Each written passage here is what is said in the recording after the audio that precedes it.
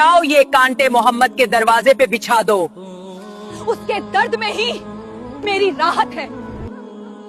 मगर वो भूल गई अल्लाह सब देखता है। ये जुमला उसी औरत का था, उम्मे जमील, जिसे कुरान ने जहन्नम की औरतों में सबसे पहली कतार में खड़ा किया है।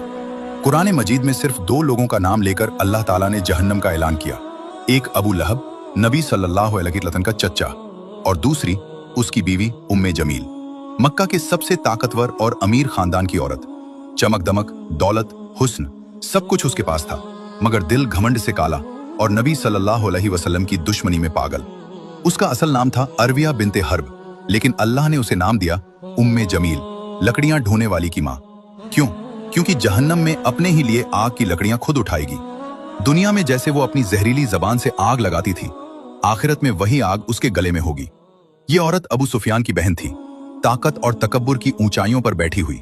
लेकिन नबी सल्लल्लाहु अलैहि वसल्लम से उसकी नफरत इतनी बढ़ चुकी थी कि हर रात अंधेरी गलियों में चलकर नबी सल्लल्लाहु अलैहि पर के दरवाजे के रास्ते पर कांटे बिछाती, ताकि सुबह जब आप सल्लल्लाहु अलैहि वसल्लम नमाज के लिए निकलें तो उनके मुबारक कदमों में वो कांटे धंस जाएं। उसकी जबान जैसे किसी की जिंदगी जला दे।